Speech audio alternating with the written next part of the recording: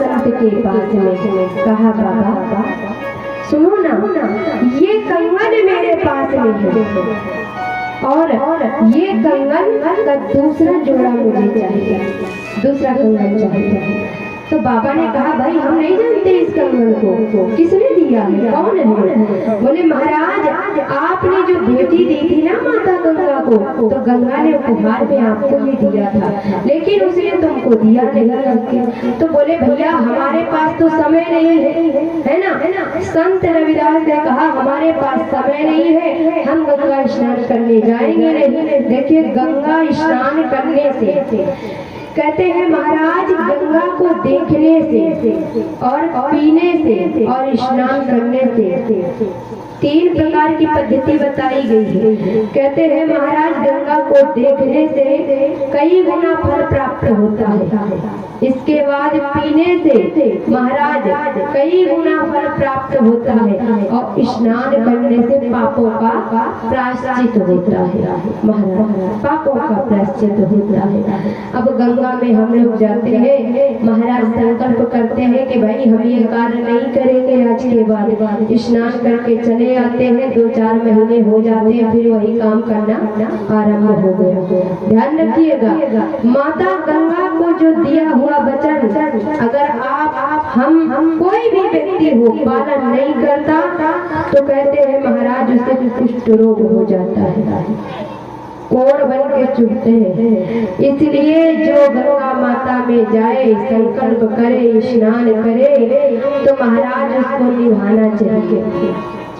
गंगा को साधारण कभी मत समझिए, क्योंकि ये सतयुग की गंगा है, ये सतयुग की गंगा है। और महाराज जब सूर्यवंश में महाराज भागीरथ आए ना, तो गंगा मैया को भगवान भूतनाथ के द्वारा मध्य बना करके इस महाराज कहते हैं धराधाम में लाए, जो आज भी महाराज कहते हैं साकार रूप में प्रवाहित होती है। तो जो हम लोग आप कथा श्रवण करते हैं, तो ये ज्ञान गंगा है। प्रथम दिन भी हमने बताया था और आज भी उन्हीं शब्दों को दोहराएंगे। वो कथा महाराज गंगा की वहाँ ऐसी है कि वहाँ जाने के बाद, स्नान करने के बाद पापों का प्रायश्चित होता है। लेकिन श्रीमद् भागवत ज्ञान रूपी गंगा है, जिसमें कि हम आप महाराज बैठ करके ज्ञान को धारण करते हैं और अपने अहंकार रूपी गुण को धोते हैं। ये ऐसी ज्ञान गंगा है महाराज। वो गंगा में ये गंगा में अंतर है। वहाँ चल कर जाने में स्नान प्राप्त जब करते हैं तब पापों का प्रायश्चित होता है, और ये ज्ञान गंगा ऐसी है कि स्वयं निरंतर गांव गांव, शहर शहर, घर घर, गली गली में प्रवाहित होती है, जिसका जो मन चाहे उतने होते हैं। जितना मन चाहे उतना गोते लगाओ। उस गंगा में डूबने का डर है, आपका पैर फिसल जाए, गहराई में पहुंच जाए, तो महाराज डूबने का डर है। लेकिन ये गंगा ऐसी है कि आप इसमें जितना घुसेंगे, जितना घुसेंगे, जितना घुसेंगे, उतना ही आनंद मिलेगा। ये ऐसी गंगा है। इसीलिए आप इन दिनों में जो भी श्रवण किया हो उसको जीवन में धारण कीजिए। महाराज लोग कहते हैं हम गंगा स्नान नहीं करेंगे, अरे जल ही तो है महाराज, जाने कहाँ का क्या मिल करके बहता है, पानी है ना। लेकिन ये सब नहीं करना चाहिए। क्यों? क्योंकि जो जिन भक्तों की ये भ्रांति होती है ना, कईयों से तो ऐसे बात होती है, लोग कहते हैं गंगा स्नान नहीं करेंगे, उसमें मुर्दे बहाए जाते हैं, तो उससे क्या हुआ महाराज? वो गंगा ऐसी है जो समस्त जीव को तारती है, समस्त जीव को उतारती है। आप महाराज नलों का पानी समर कर लेकर के और कहते हैं कुएं का जल लेकर के एक शीशी में रखिए, बोतल में, और गंगा जल को रखिए। एक साल में जो आप ये संसार की भौतिक चीजों का जल लेकर रखते हैं, तो उसमें महाराज बू आने लगती है, गंध आने लगती है। लेकिन गंगा जल 10 वर्ष वर्ष तक चलता है। क्यों? क्योंकि कुछ तो अस्तित्व है ना, तब तो चल रहा है। ऐसे बताइए भाई, साधारण जल हम रखते हैं तो महाराज कहते हैं उसमें लिपलिपापन आ जाता है, महकने लगता है, लेकिन गंगा जल में कभी कीड़े नहीं पड़ते। इसीलिए गंगा मैया को हमेशा प्रणाम करिए, गंगा स्नान जरूर करिए, क्योंकि जीवन में महीने में महाराज अमावस पड़ती है। तो अगर हम महीने भर कुकर्म करते हैं, पाप गलती से होते रहते हैं, अब जैसे हम रास्ते में चल रहे हैं, रास्ते में हम चलते हैं तो हमें कहीं चीटा मिलता है, कहीं चींटी मिलती है, छोटे छोटे जीव मिलते हैं और पैरों से हम कुचल देते हैं, है ना। तो जितना अंश हमारे जीवन में है, जिन भौतिक चीजों से हमारे इस शरीर का निर्माण हुआ है, उन्हीं 5 तत्वों से समस्त संसार के जितने जीव जंतु पशु पक्षी, छोटा हो या बड़ा हो, महाराज सब में उतने ही जान है। अब हम आप चींटी को इतना छोटा समझते हैं तो बैलू नहीं मानते हैं, है ना। बैलू नहीं मानते, चलते हुए पैरों से कुचल देते हैं, लेकिन पाप तो मानव के बराबर ही लगता है। इसलिए छोटे छोटे जो पाप हो जाते हैं तो उनके लिए सुखदेव महाराज जी ने बताया कि हे राजन परीक्षित, मानव के द्वारा जो नीति प्रति जो छोटे छोटे पाप करते हैं तो उसके लिए एक रास्ता बताया गया है। कहते हैं महाराज, जिस वृक्ष में कहीं आपने देखा होगा वृक्ष के जड़ में चींटियां अधिक रहती है, वहां जाकर के आटा आप चुनाइए, मछलियों को महाराज आटा गूंदने के बाद गोली खिलाइए, है ना। पक्षियों को आप दाना चुराइए। अब इस समय जैसे कितनी भीषण गर्मी पड़ रही है, तो कम से कम ये मानव को करना चाहिए, मानव के लिए उत्तम है। कहते हैं आप अपने छतों में ऐसी जगह नियुक्त कीजिए जहाँ ठंडक छाया हो, वहाँ पे महाराज घड़े में पानी रखिए, जितना पशु पक्षी जलपान करेंगे उतना आपको पुण्य प्राप्त होगा, पुण्य प्राप्त होगा। और माताओं के लिए बताया कि जब भी अपनी रसोई में जाए और भोजन तैयार करें तो पहली बात तो भोजन ऐसा बनाए, स्नान करने के बाद भोजन बनाए, और ऐसा भोजन बनाए जिसमें के लहसुन प्याज न हो, ताकि गोपाल जी का भोग लग सके, है ना। इसके बाद में भोजन बनाइए, थाली में परोसिए और सारा भोजन थोड़ा थोड़ा लेकर के गोविंद के पास ले जाइए, तुलसी दल रखिए और कहिए हे गोपाल, ये भोजन आपके लिए है, आप भोग लगाइए। इसके बाद में तुरंत आप वहाँ से उस भोजन को लाइए और अपने पूरे रसोई के भोजन में मिलाइए। समस्त जितने भी आपके घर में व्यक्ति हैं सबको भोजन दीजिए। उससे कहते हैं जब भोजन भगवान के पास में जाता है और भगवान का भोग लग जाता है तो वो भोजन क्या बन जाता है? महाप्रसाद बन जाता है, महाप्रसाद। इसीलिए आप महाराज इन नियमों में, छोटे छोटे नियमों को अपनाइए जीवन में, ये बहुत लाभकारी होते हैं। कहते नहीं है लोग हम कर्म करते हैं लेकिन धन आता है जुड़ता नहीं है ना। हमारे घर में अनेक बीमारियां आती हैं, हम बीमारियों से छुट्टी नहीं मिलता हमें। तो ये छोटे छोटे जब हम धर्म के काम, भाई ये भागवत जाए, अब भागवत तो ऐसी चीज है कि जिसमें कि 50-60 हजार रुपए हो तब हो पाएगा कि नहीं। सत्यनारायण की कथा भी सुनेंगे तो 4-5 हजार रुपया लगी जाएंगे, अखंड करवाएंगे 2-4-10 हजार रुपया लगी जाएंगे, है ना। लेकिन अब हम अपने जीवन में जब ये छोटे छोटे गुणों को अपना लेंगे तो ये छोटे गुण बहुत बड़ा रूप ले लेते हैं और हमारे जीवन के जितने भी संकट आते हैं सब भगवान गोविंद को बाहर करते हैं।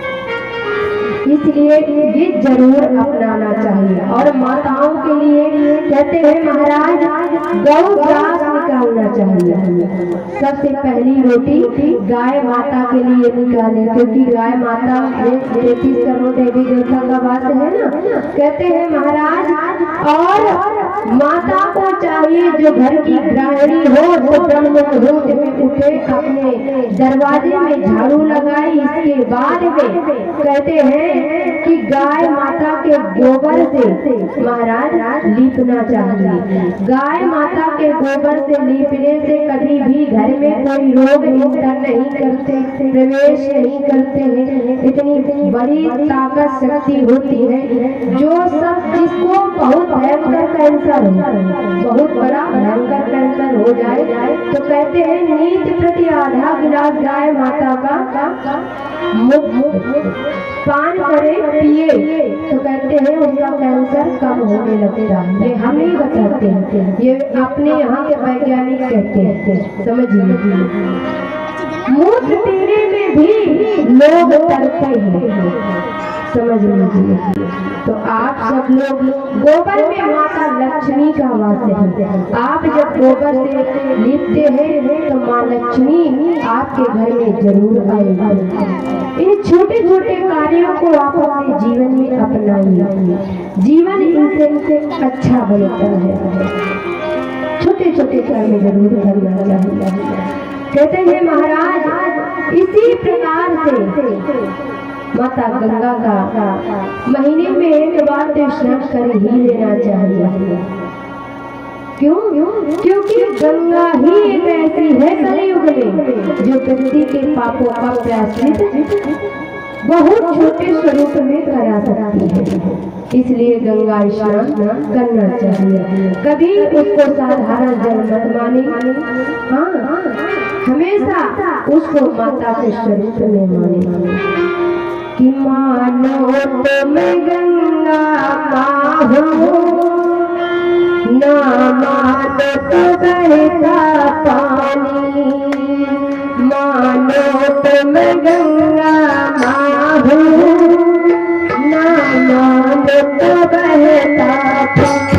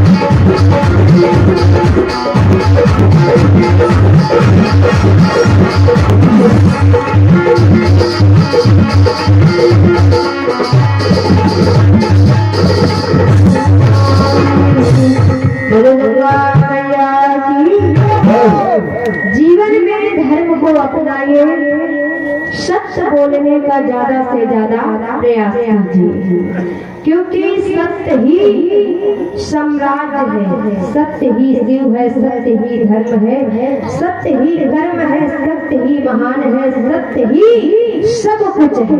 इसलिए सत्य बोलने का अपने जीवन में ज्यादा से ज्यादा दृढ़ संकल्प लें और प्रयास कीजिए कि हमारी वाणी से, मन वचन कर्म से कोई ऐसा शब्द न निकले जिससे कि हमारे शरीर के द्वारा, हमारे हाथों के द्वारा, हमारे कर्मों के द्वारा किसी का अनहित हो। ऐसा जीवन में अपनाइए। क्यों? क्योंकि ये तो सब चीजें तभी तक अच्छी लगती है जब आप हम सब युवा होते हैं। जीवन में जवानी के जोश में कुछ समझ में नहीं आता है, लेकिन जब बुढ़ापा आता है तो वही सारी बातें याद आती हैं कि हमें ये नहीं करना चाहिए था, हमें वो नहीं करना चाहिए था।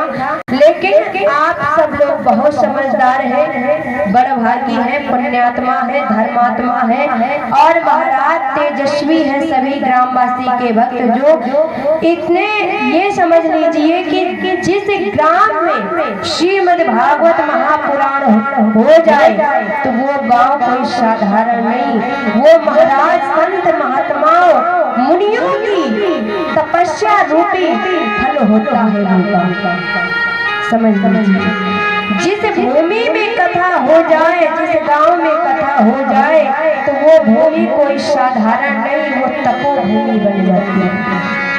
समझिए, तो आप सभी बड़े भाग्य हैं जो आपको भगवान की कथा का निरंतर लाभ मिल रहा है। अब हम आप लोगों के ऊपर डिपेंड करता है कि हमें समय देना है कि नहीं, भजन करना है कि नहीं, कथा सुनना है कि नहीं, कि महाराज गाय भैंस चराने में लगे रहेंगे, कि खाना पीना में लगे रहेंगे, है ना, कि घर के कार्यों में लगे रहना है, क्योंकि एक बार जो निकल गया समय वो बार बार नहीं आता है। इसीलिए जीवन में धर्म को अपनाइए, दान को अपनाइए, क्योंकि मेहनत का कमाया हुआ 10वां अंश भगवान को जरूर निकालना चाहिए। अगर हम आप कंजूसी करते हैं, नहीं निकालते, तो महाराज कहते हैं जिस प्रकार में लकड़ी में दीमक लग जाती है ना, उसी प्रकार से कहते हैं धन में भी दीमक लग जाती है।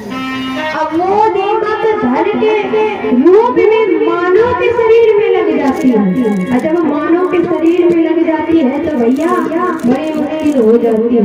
ये तो फिर होता है डॉक्टर के यहाँ चलो, है ना, यह तो फिर अनर्गल कार्यों में धन निकलने लगता है। इसलिए आप लोग एक रुपया अपनी मेहनत से निकालिए, एक गोला बनाइए, उसमें इकट्ठा करते जाइए, इकट्ठा करते जाइए, इकट्ठा करते जाइए।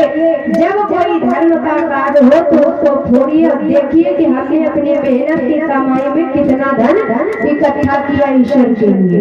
और किसी गौशाला में, किसी मंदिर में, किसी भागवत कथा में गरीब कन्याओं के विवाह के लिए वो धन दे देने चाहिए।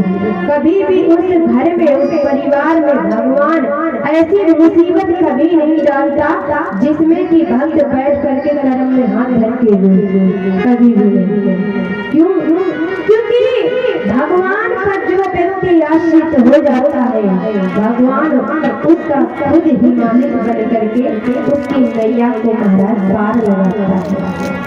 कहा जाता है कि तुलसी पंछी के प्रिय घटे न सरता दान दिए धरना घटे जो सहाय रघुवीर, है ना। इसलिए जीवन में इन चीजों को अपनाना है।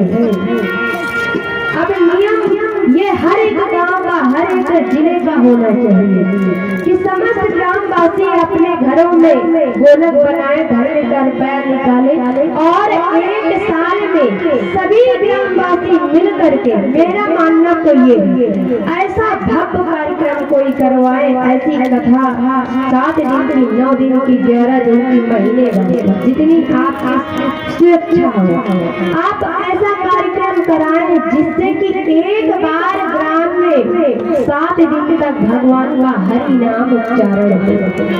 है ना। अंतिम चरण में जब हवन हो तो सभी लोग मिल करके बैठ करके हवन करना चाहिए। आहुति अपने पितरों के लिए डालना चाहिए, अपने बुजुर्गों के लिए डालना चाहिए, अपने इष्ट के लिए डालना चाहिए, अपने परिवार के लिए डालना चाहिए। उससे क्या होता है कि वातावरण शुद्ध हो जाता है। जब हवन करते हैं धुआं निकलता है ना, तो आकाश मंडल में जाता है, वहाँ देवता लोग भोग पाते हैं, तो वहाँ से आशीर्वाद देते हैं। महाराज जब आशीर्वाद देते हैं तो मानो का महाराज जीवन पवित्र हो जाता है। इसलिए आप धन को इकट्ठा कीजिए और सब लोग मिल करके एक वर्ष में बढ़िया कार्यक्रम कराइए, बढ़िया व्यवस्था के साथ में। ऐसी भव्य व्यवस्था बनाइए कि नहीं क्षेत्र में लोग आप लोगों का नाम लें। ऐसी एकता में रहिए, प्रेम से रहिए, क्योंकि भागवत लोगों को जोड़ती है, भागवत लोगों को प्रेम करना सिखाती है। आप पड़ोसी में भले ही तू मैं हो जाए, लेकिन जब आप लोग कथा प्रांगण में आते हैं तो अगल बगल में बैठ करके कथा को सुनते हैं। ये महिमा है भागवत। इसलिए एक नियम बना लीजिए कि एक वर्ष में कार्यक्रम कराना है, सुंदर कार्यक्रम कराइए।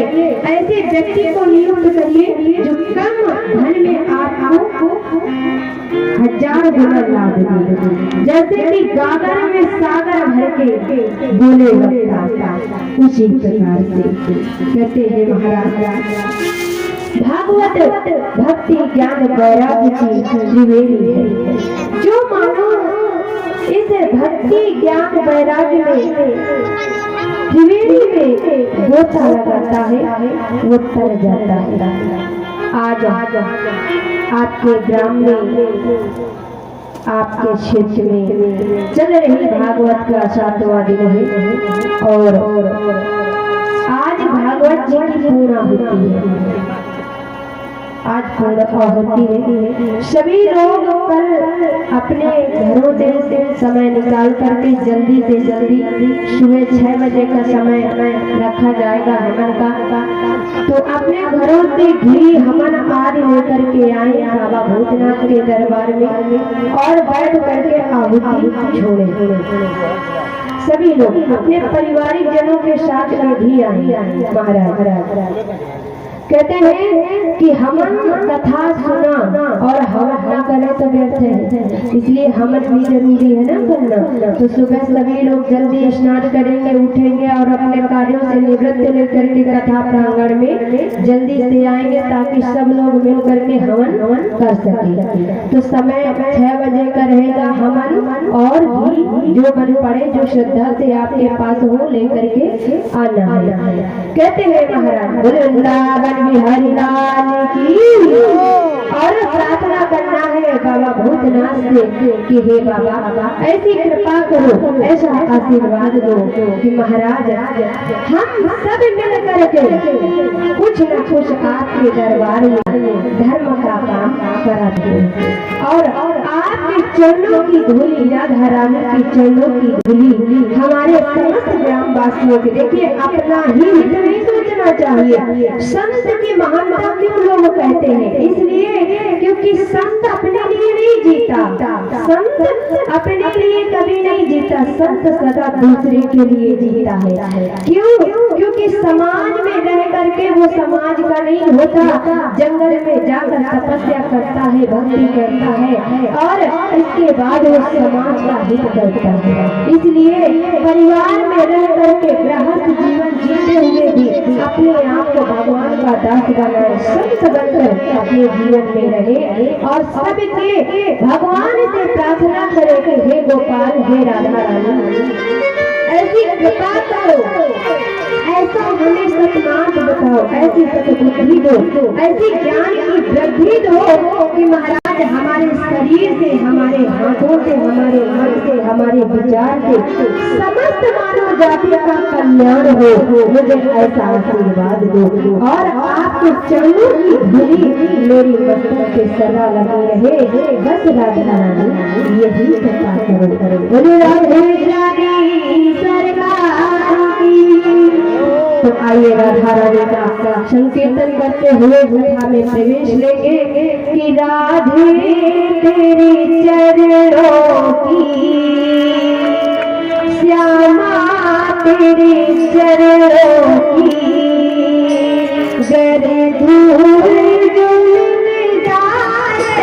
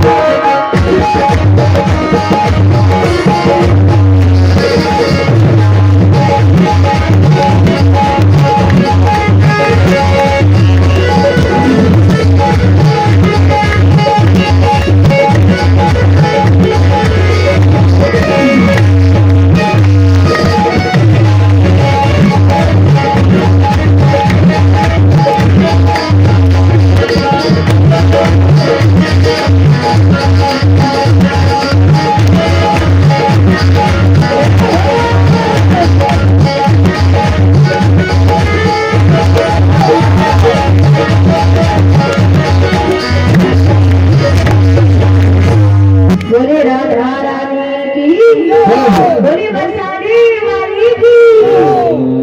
देखिए एक बात बताओ, श्री सुखदेव महाराज जी कहते हैं, हे राजन परीक्षित, कलयुग एक ऐसा युग है, सत्ययुग, त्रेता युग, द्वापर और कलयुग, 4 प्रकार के युग होते हैं, 4 प्रकार के वेद होते हैं, है ना। तो कहते हैं महाराज, सतयुग में जब एक व्यक्ति तपस्या करता था, भजन करता था, संकीर्तन करता था, धुनी रमाता था, तो कहते हैं महाराज पूरे देश का कल्याण होता था। जब एक व्यक्ति भजन करता था, तपस्या करता था, तो पूरे देश का कल्याण होता था। जब वही व्यक्ति त्रेतायुग में महाराज भजन करता है, तपस्या करता है, तो कहते हैं महाराज प्रदेश का कल्याण होता था, एक व्यक्ति के द्वारा प्रदेश का कल्याण होता था। और जब महाराज द्वापर आया और वही व्यक्ति भजन करे, तपस्या करे, एक व्यक्ति, तो महाराज कहते हैं गांव का कल्याण होता था, गांव का। अब वही व्यक्ति कलयुग में जब भजन करता है, तपस्या करता है, धर्म का काम करता है, दान करता है, तो यहाँ पर संसार के लिए नहीं दिया गया, बताया गया, दुनिया वालों के लिए नहीं, खुद के लिए करता है, खुद को फल मिलेगा।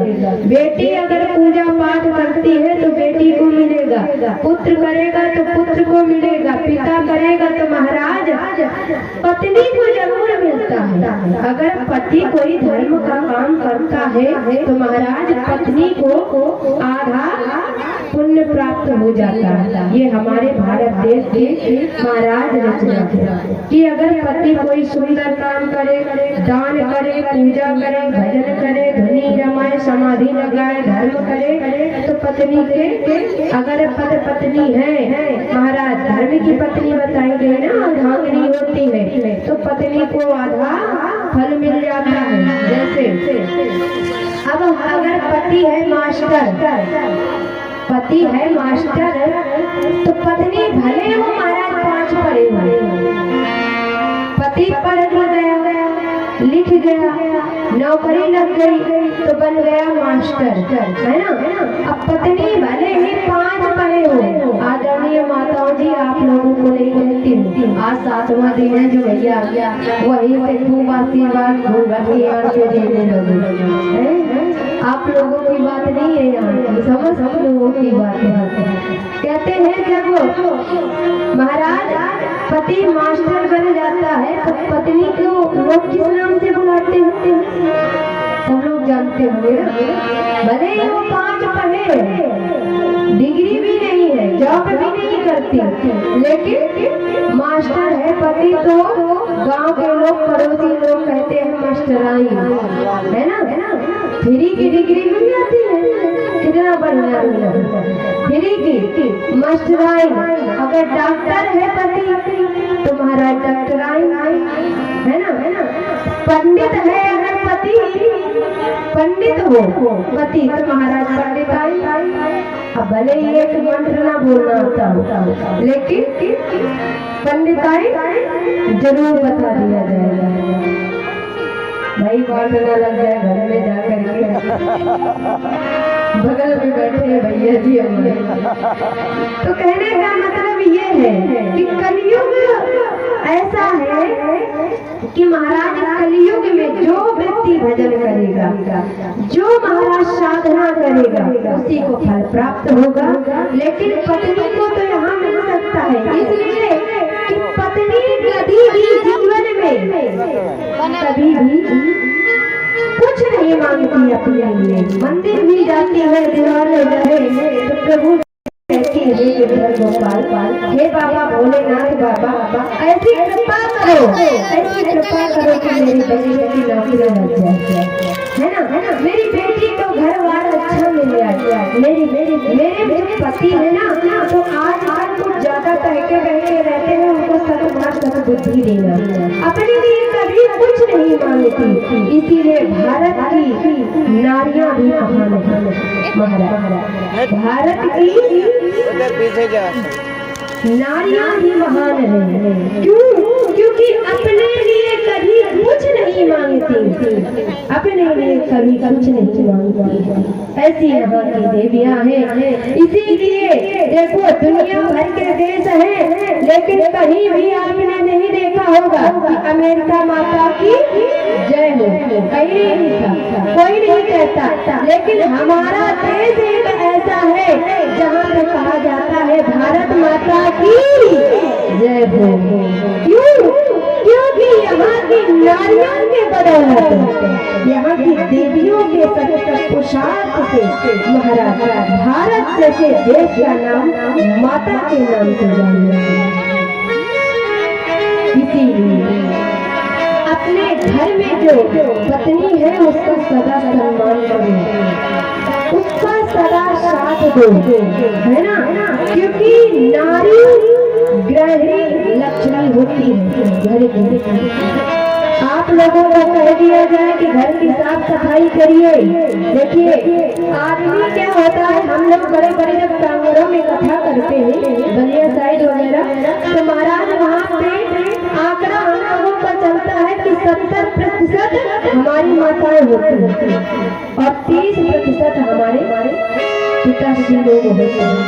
अब समझिए वही माता घर का काम करती है, सुबह उठ करके महाराज अपने पति परमेश्वर का लालन पालन करती है। वो तो उठ गए, नित्य क्रिया किया, इसके बाद ऑफिस जाने के लिए जैसे निकलते हैं तो जल्दी उठना, घर की साफ सफाई करना, तैयारी करना, गोपाल जी की सेवा करना और पति के लिए लंच बनाकर तैयार करना, उनको विदा करना, बच्चों के लिए भोजन बनाना, उनको स्कूल भेजना, है ना। इसके बाद सास ससुर के नंद आन जितने भी परिवार में परिवारी जन हो उनकी सेवा करना, साफ सफाई करना। और महाराज जो कथा का समय है उस समय में कथा में भी आ गया। देखिए कितना कारभार संभालते। इसके बाद यहाँ से जाए तो पति परमेश्वर आए तो उनके तेवर सुनती है ना। फिर काम करते हैं और रात्रि की बेला में फिर से भागवत के लिए तैयार हो जाती है सुनने के लिए। इसीलिए इनको पर त्यागी देवी कहा गया। बहुत त्याग है लोगों के जीवन में। अपने पतियों का सदा सम्मान करना चाहिए, कभी भी उनको दुखी नहीं रखना चाहिए। कहा ये हम नहीं कहते, वेद बताते हैं कि जिस घर में नारी अगर महाराज कलेश होता हो, नारी दुखी है, गृहिणी दुखी है, तो उस घर का उत्थान कभी नहीं होता, कभी भी हो ही नहीं सकता जीवन में। इसलिए हमेशा अच्छे कार्यों को अपनाइए, अपने परिवार के लोगों का सम्मान करना सीखिए, पत्नी का सम्मान करिए, भविष्य आपका सुंदर बनेगा। तो कहने का मतलब ये है कि अगर पति पत्नी है तो पति अच्छा कार्य करता है तो पत्नी को फल मिलता है। लेकिन कलियुग ऐसा है कि जो स्वयं पूजा पाठ ध्यान धर्म दान करेगा तो उसी को फल मिलेगा, ना कि संसार वालों को और ना कि परिवार वालों को। इसीलिए कहा गया है कि कलियुग केवल नामे आधारा, सुमर सुमर नर उतरहि बारा। कलियुग केवल नामे आधारा, सुमर सुमर नर उतरहि बारा। कलियुग में केवल हरि नाम महान है। कहते हैं महाराज श्री सुखदेव महाराज जी वर्णन करते हैं कि हे राजा परीक्षित, कल की कथा में आपको हमने भगवान द्वारकाधीश का विवाह के बारे में कथा सुनाई। कहते हैं महाराज भीष्मक राजा है जो कुंदनपुर की पुत्री है, जो उनका विवाह द्वारकाधीश प्रभु के साथ में हुआ। कहते हैं माता जब गौरी पूजन हो गई तो महाराज कहते हैं भीष्म के जो जो प्रथम पुत्र है जिसका नाम है रुक्मी, उसने 10,000 सैनिकों को भेजा। मैया गौरी पूजन के लिए गई। कहते हैं भगवान के पास जब पत्रिका गई थी तो कहते हैं सीधे माता गौरी के मंदिर में पहुँचे, और जैसे पहुँचे तो कहते हैं 10,000 सैनिक देख करके लालायित हो गए। अरे कई तो कहते हैं इनकी मुरली को देखो ना कैसे कमर में लगी हुई है, अरे मुकुट को देखो कितनी सुंदर है, अरे इनके पटके को देखो मानो जैसे महाराज हजारों सूर्य के समान उसमें तेज हो। अरे यहाँ तक की क्या बात है, देखो तो सही पैरों की जूतियों को तो देखो स्वर्ण की कितनी सुंदर है। सब मोहित हो गए उनके बीच से लेकर के गोविंद मैया को लेकर के जैसे रथ में बिठाया तो कहते हैं रुक्मिणी जी स्वयं चाबुक को पकड़ा और कन्हैया जी बैठ गए और रथ को हाँक करके ले गए।